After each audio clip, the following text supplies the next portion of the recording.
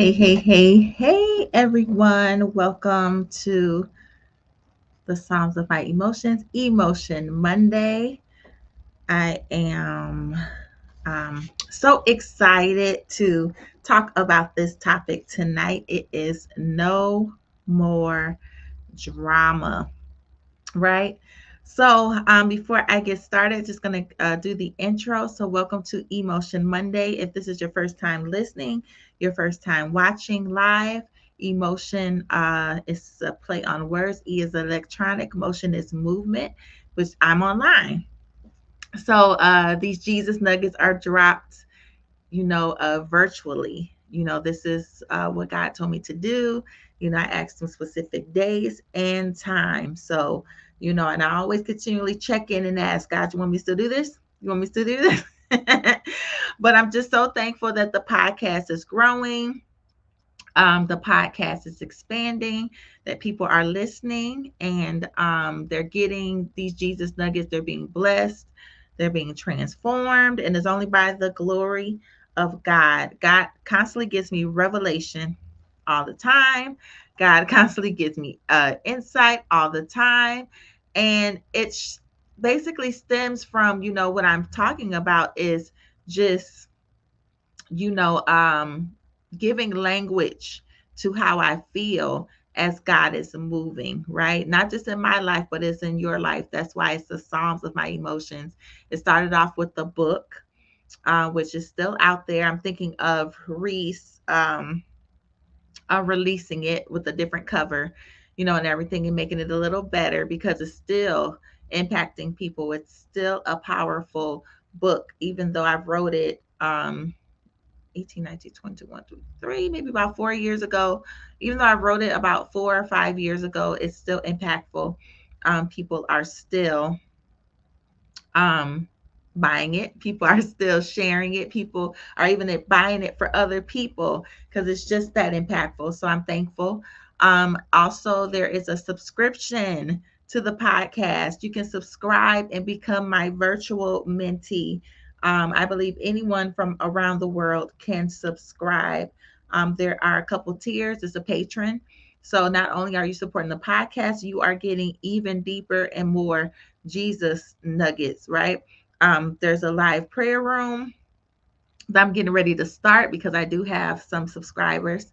And there is also an ebook, that we will release. You want to join the subscription program because you will get the ebook for free just being a subscriber, to the podcast, a monthly subscriber to the podcast. But if not, it's just you have to pay for the ebook, pretty much, plain and simple. So it's to your advantage. The subscription will pay for itself when you get the ebook, right? Because it will be on sale. So I'm just thankful to my podcast listeners listening from all over the world. um I'm thankful, that you chose this podcast to listen to and get your Jesus nuggets. And for my podcast viewers, thank you for tuning in. I'm so thankful that you chose to listen to this podcast. So, you guys know the hashtag. It is Let the Healing Begin. So, welcome those that are coming in and those that will catch the replay. Um, I don't know why I thought I might have did this title before. No more drama. I don't know why. It's God is so good. This is actually the 150th episode. God is so good that whatever he gives me, it never repeats. I'm like, I had all of this new stuff to talk about, and it's not repeating itself. So I'm just like, wow, that's how I know it's God. No repeated information, there's no, I'm like, that just shows you just how amazing God is with giving you so much stuff. Like his wisdom is infinite, right? So I'm just so thankful. So we're going to go ahead and get in. Like I said, the hashtag is Let the Healing Begin. So no more drama. You guys know I have to get into this definition first before we get into this lesson, right? So no more drama. So the definition is drama, in a general sense, is a play for theater, radio, or television. It's a written work that tells a story through action and speech meant to be acted on a stage. And then the other part of the definition is an exciting, emotional, or unexpected series of events or set of circumstances, right? How many of us have been through so much drama? It's just drama, drama, drama, drama. Your life is a drama. What some people say, you can, I'm ready to do my Lifetime movie, right? I'm ready to do a Lifetime movie. Where is my contract? I have so much drama in my life, right?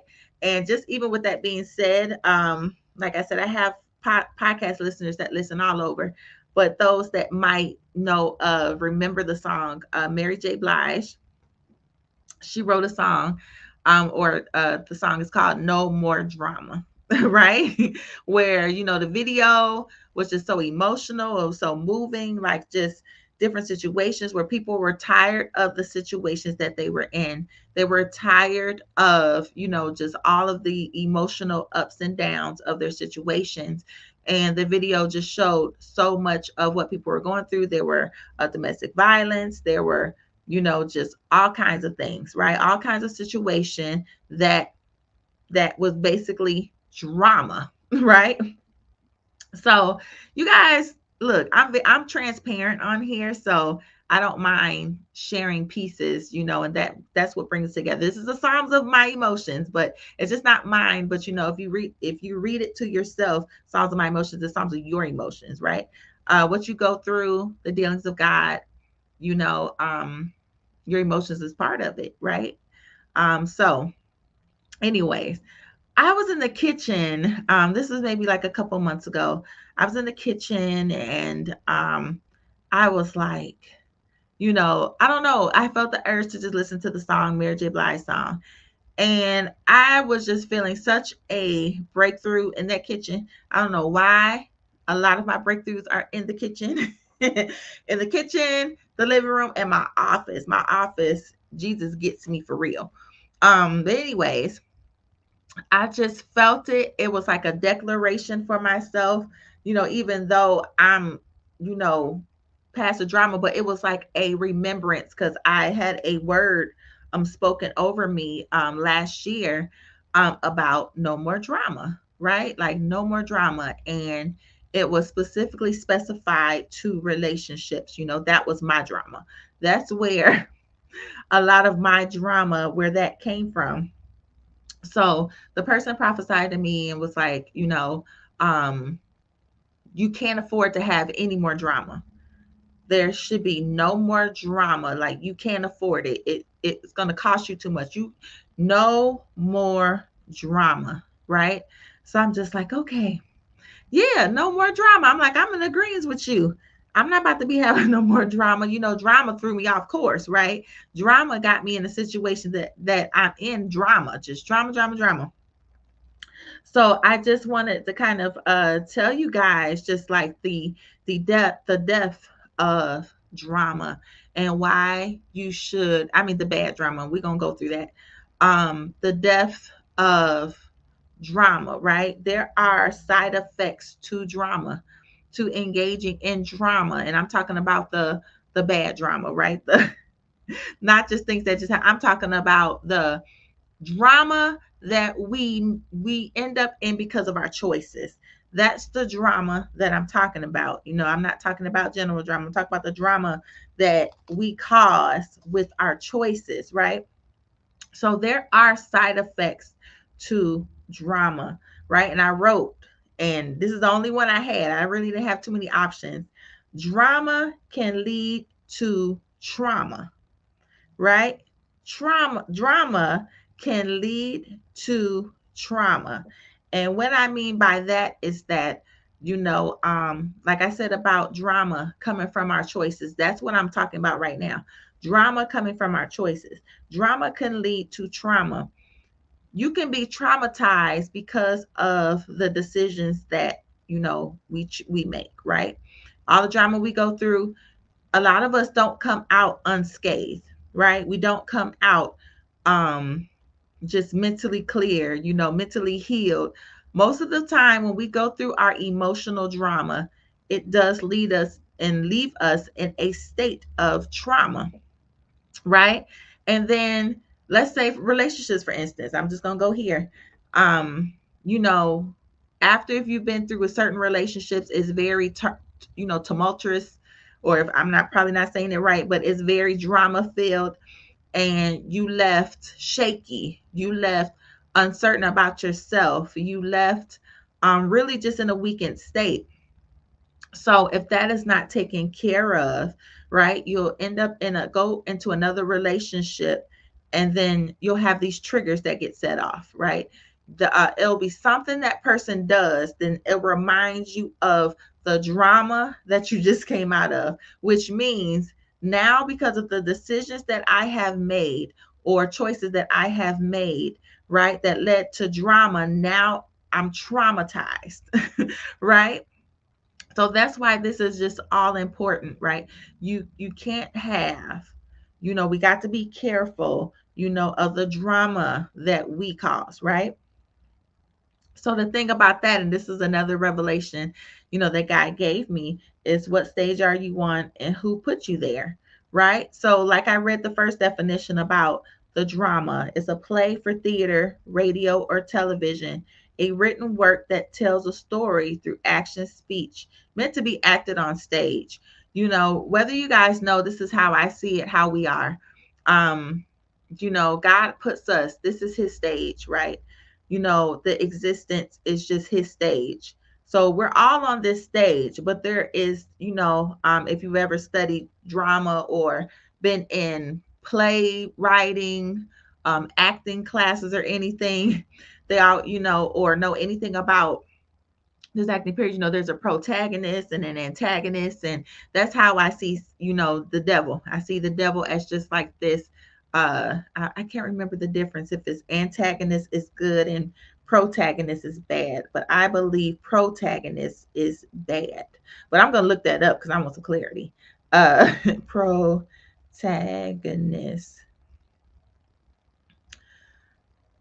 Uh, an advocate champion. Okay, so it gotta be the antagonist. Antagonist. Yep, a person who actively opposes or is hostile to someone or something. So I see the enemy as, antagonist. So we're, like I said, we're all on this stage. We all are playing a part, right? According to God's purposes, according to what God has purposed us to be. We are all players. We all have parts in this stage, right, that God has set up for us. So the thing is, with the drama, you have to be careful that you are staying on the field and in the stage, of the, I'm gonna get into that, the drama that God, wants us to have, that is ordained by God, rather than the drama that we create, and then it leads us on Satan's stage. It leads us on the devil's playground, right? It leads us on his stage, and then what happens is when we end up making these choices, and we in this dramatic situations. I mean, when I mean dramatic in this sense, it's just these hurtful situations, these situations that causes trauma, these situations that causes harm. We're on the stage of the devil, right? And then, we're not understanding how he's using us as puppets, right? He's using it, he's able to use us as puppets because of the choices that we made, right? He uses us as puppets because of our choices. We led to drama, and he like, yeah, I got you on my hand, I got you on my stage, now I'm about to just control this situation because we opened up the door to drama. Right, we created this drama, right? So we have to be careful, and we have to be aware of what stage we're acting on, right? What stage are we playing a part on? Are you playing a part that is, helpful? Are you playing a part that's harmful, right? So we have to understand that what the drama is. So we know that the Bible is full of drama. The Bible is in itself is full of drama. But the thing is that, how I, kind of say it's a stage God set, right? The drama that God creates it has a different outcome. It's a healthy outcome, and it serves a different purpose. It's purposeful, right? What we may call drama, and what I mean when I speak about God's drama is process. This is so funny how when I get ready to say a message, my pastor always kind of chimes in a little bit. So it must be something in the spirit, chimes in a little bit on where I'm going, on Mondays. So, you know, like I said, the Bible is full of drama. It's a stage that God set, but it's different outcomes and it's different purpose. It's purposeful. This is not something that's created to cause strife, contention, you know, the drama that God orchestrates, the drama, when I'm saying drama, I mean process that God puts us in. It usually helps us, it stretches us, it grows us, it molds us, right? Into what we're supposed to be, what we're supposed to do, what we're ordained to do, right? This is what, you know, the drama, I'm calling it drama because a lot of times we call things so, we call things drama, we call things the devil when we don't understand how God processes, right? So then it appears to be drama, right? But sometimes God puts us in a situation like, oh my goodness, I'm just tired of just all this drama, right? That's good drama because it's processing. What I'm talking about is the other drama that we make with our choices, and it leads to drama, and then drama leads to trauma. Most of the time, you never leave, like I mentioned earlier, you never leave unscathed. You're always affected by the choices and the drama that we create, right? Just because of a choice can lead you to some places, right? A choice can lead you down a direction that will put you in situations that you're just be, you'll look back and be like, how did I get here? Right? How did I get here? And then everything stems from that. And I'm like, oh my goodness, all of this stemmed from me just making a choice that I felt like was right. Wasn't necessarily right, but just because I felt like, so I'm going off of my feelings, I'm going off of my emotions. I made a choice, and now look at all this drama, right? Look at all this drama, look at all this trauma, because I might have gotten out the situation, or felt like God made a way of escape, but you got some bruises, you got some scratches, you got some things. And then, I don't know about some of you, sometimes I used to be in the state of replaying things back in my head, going back and be like, well, what if I would have made, another choice? It's always this what if, what if I made other choices? What if I, chose something else, or my life wouldn't have been this way, or I might have not gone through this, right? And we can't live in a state of regret. That's what creating that drama, it will sometimes leave you in a state of regret where you be like, well, maybe I should have made another choice other than what I made, right? So, even with like I said, the Bible is full of drama, right? We see the processes that God uses to get people to their appointed places, right? And so I just even wanted to talk about, I was looking, I'm like, I wonder what the Bible says, about drama. And the common thing that came up was what causes drama, whatever, was gossip. That was I just kept finding it. I was searching to see. I'm like, well, what does the Bible say about, drama and, and things, that you go through? And that was the thing. It was just like gossip. So it's like, and it's deeper than that. I ran across Second Thessalonians 3:11, and the scripture says, yet we hear that some of you are living idle lives, refusing to work and meddling in other people's business, right? I'll read it again. Second Thessalonians 3:11. Yet we hear that some of you are living idle lives. I want y'all to stick a pin right there, right? Stick a pin because I'm coming for it. Yet we hear that some of you are living idle lives, refusing to work. That's number two. And meddling in other people's business. So what was going on here was that the Thessalonians made idleness their way of life, right? They didn't care about doing anything or working, right? It was just idle. And we know the saying that the idleness is the devil's playground. I told you I was bringing it all the way back.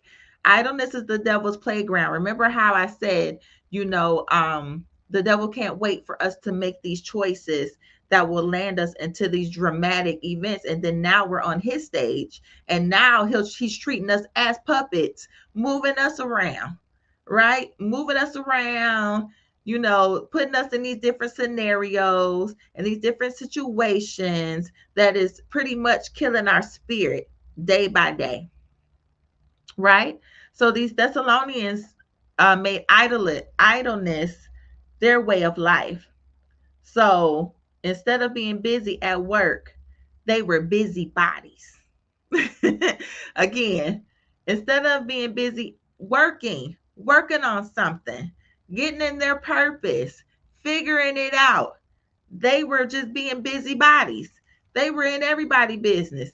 They were starting rumors. They were gossiping, right? They were just they couldn't think of nothing else. And because they were bored, they were just saying in these trouble in all kinds of trouble.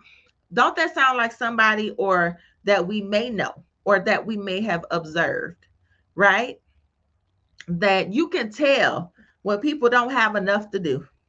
You can tell when someone doesn't have any focus or direction. You can tell, right? And a lot of times these people have a lot of drama around them, right? They have a lot of drama going around. It's always something, right? And then you look at what they're doing, where their focus is, what their, life goals is. They don't know it, right? All they want to do is be busy bodies, right? So, what do I have here? Right, like I said, too much time on your hands, filled days with with destructive activities. This is what the Thessalonians were doing, right? They filled their days. They had too much time on their hands, and they filled their days with destructive activities. Doesn't that sound like someone that we know, or it could be us? Right? We just, this is podcast is all about reevaluating ourselves as well. Hey, I reevaluate myself, try to look and very conscious of myself all the time, right? And I could just think back before I got in my purpose, right? Before I started working towards my purpose or before I even knew, it was a lot of time on my hand. And because of the drama and I got in the drama I was in because I was idle, right? I was in that drama. I was on the devil's playground because I was idle. My hands was not in purpose like it should be. My mind wasn't on purpose like it should be, right? My vision was blurred. God, I don't even know where you leading me with this. I'm just like, I don't even know where to go. God, I don't know what you're pointing me to. I don't know what you're doing. And because I didn't know or didn't want to take the faith walk, at the time to get there, which I mean, he ordered my steps and I'm here, but because I was fuzzy in those moments, right? I had nothing to do. Look, but be a busybody, making choices that led to drama, that led to trauma. Experience trauma in relationships that I had to spend time with God, spend time with worship, right? Spend time in prayer to walk me out of it, to really truly be healed, to have my heart healed, right? But all of this could be prevented, right? If we just seek after purpose, right? If we just try to seek God, seek God, and then when he feels like you're ready, he'll start to reveal pieces of your purpose. If he sees that, hey, she really wants to please me, she really wants to know why I created her or him, he or she really wants to know me, want to get closer to me, because the ultimate closest and intimacy to God is to know your purpose, right? Because he made you, right? He molded you, and it's like you connect better. You when you're walking and when you're in your purpose, right? So it's dangerous to be idle. Idleness leads to drama. Idleness leads to destructive behavior, right? So if you don't know your purpose or don't have any interest in knowing your purpose, that's not good. I'm sorry, that's not good. Because what's going to happen is the other side. You're going to end up in drama. You're going to end up in destructive activities. You're going to be doing something you're not supposed to be doing, right? You're going to be having conversations you don't need to be having. You're going to be in situations you don't need to be in, right? This is what happens when you don't have a function or a clear direction in your movement throughout your days, right? You don't even know where to spend your time. You don't know what you should be focused on. So you just think about it. Just think about it for a minute. When you don't have nothing to your days, you're going to think of something. Look, I'm even about to go here. Even eating, right? Just sitting around. I ain't doing nothing. I'm bored. So I'm about to eat, right? I'm going to eat my day away. I don't even know. I keep walking in this kitchen a million times a day. And I just keep, this is what's keeping me busy, being busybody. This is what keeping me busy. This is what is helping me and distract me. I'm just going to keep eating because my mind is not on my purpose, or I don't know my purpose, right? So then now, like I said, it's destructive activities, destructive behavior, eating. We don't talk about eating enough in church. We don't talk about eating enough in church. We don't talk about how that's such a major component, right? In treating your temple. And I'm just learning that, like with me, there's different ways. Like God has to make things so spiritual to me in order for me to follow, right? Because I always want to try to please him. So when he breaks certain things down to me spiritually, I adopt it better, right? I accept it better. I'm just like, Lord, help me understand, that it will stick with me, because I don't want nothing to be vain or anything where I don't understand.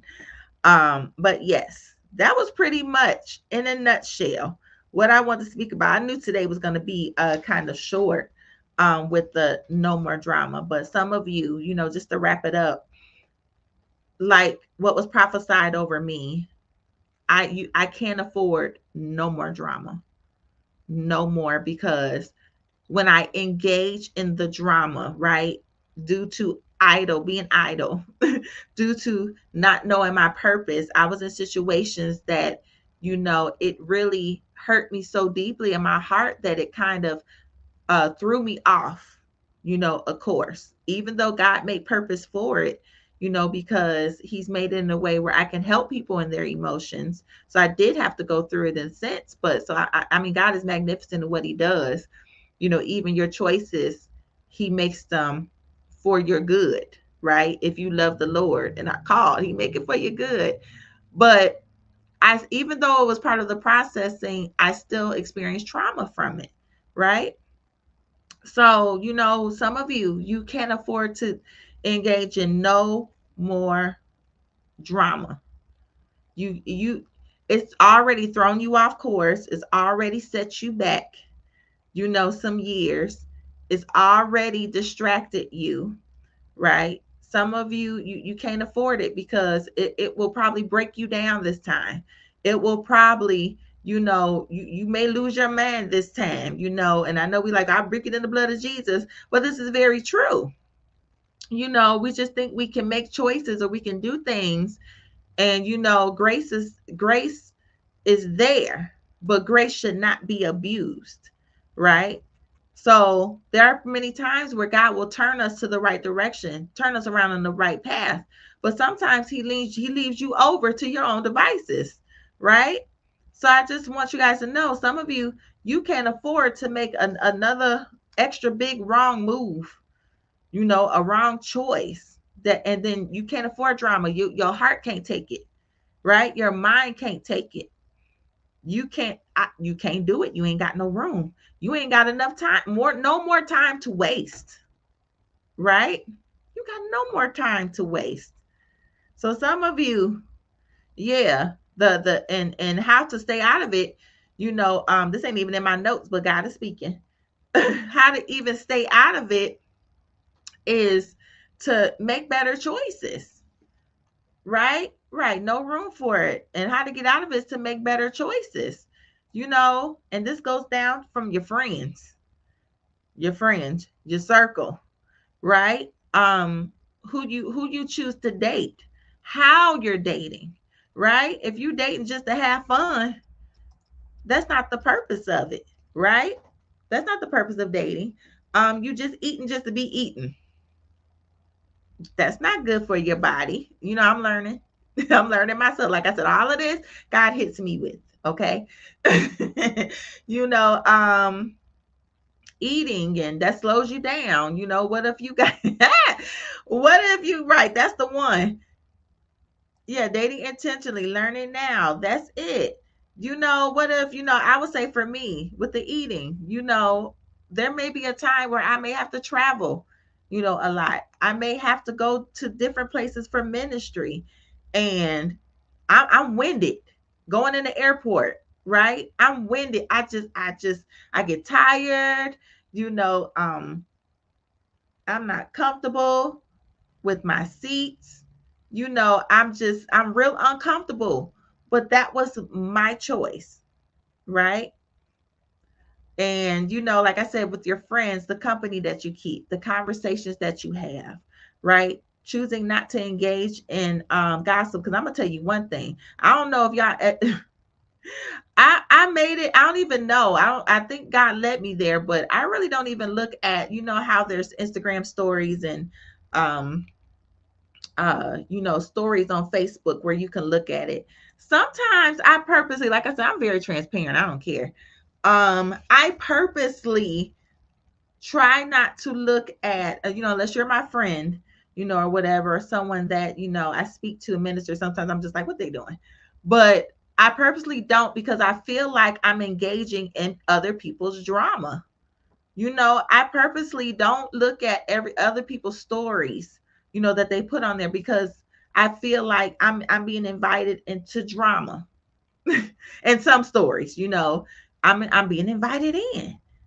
Right. So, yep, you can't do it. And then it's like incriminating. So sometimes people will make up stuff and say, let's say gossip or something is going around. They'll make up stuff with, like, I know who said it because they looked at my story. I've heard it. They looked at my story and then they, and it just gets messy, right? Especially if, you have an idea or something, and let's say a topic. We don't believe that people could be connected by the spirit, right? We can't believe that. We can't believe that God tells multiple people the same thing, right?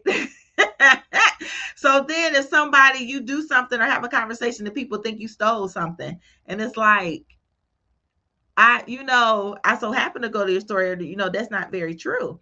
Gotta guard those ears and eye gates for real. It can definitely affect you, right? That's a way of guarding your eye and your ear gates. You have to have some boundaries. I've been talking about boundaries for a long time, right? You got to create them boundaries, but that is one thing, one boundary that I have, with social media, it's the stories, my postings. I'm trying to be very careful on what I post. I don't comment. I don't want to be invited to the drama. People will make something a whole thing, right? um like I said, your friends, your conversations that you have, who you're dating. Date intentional, because sometimes you could be dating for fun And then it turns into a whole thing. And you like, how did I get here? How did I get in this relationship? How did I even just now? I'm about to get engaged to this person. We got a wedding date. Like, how did it even get this far? I just went for fun, so that's creating drama and just pushing you further and further and further for being focused on your purpose, right? So, listen, no more drama, y'all. No more drama. No more drama. Look, if you don't remember anything that I said, listen to that Mary J. Blige song. A lot of you wasn't on here when I was talking about like how I just turned it on one day in the kitchen and reminded me of the prophecy that I got about like you can't afford no drama. I mean, I had got some breakthrough in that song. I'm like, I just can't. I'm done with it. I'm not even gonna invite it in. And this season is very got to be very careful in this season, right? You got to be very careful with what you engage in, the drama, and you got to check, why are you engaging in this stuff? Are you focusing on anything? Are you idle? Because when you're idle and you're not focused, especially on purpose, like I said, like what was wrong with the Thessalonians, you're gonna engage in destructive activities. You're gonna be in everybody's business. You're gonna just, yeah, that's what you're gonna do. Because you ain't got nothing else to do. That's what you're gonna do. Right? You know how some people just do stuff because they bored. Well, why did you do that? I was just so bored. Like, that's not a reason to be doing what you did. Right? That's not a reason, that's not an excuse. So I hope you guys learned something and took something from this regarding drama, and just check over, look at yourself, write down, what drama have I engaged in, what drama have I introduced in my life even recently. Be more alert about the drama that will surround you, this week. Be careful what you choose. It will affect some aspect of your life. All right. So I thank you guys for tuning in. I hope this was good. Share it if you want. You want someone to hear this and be like, hey, girl, stop all that drama.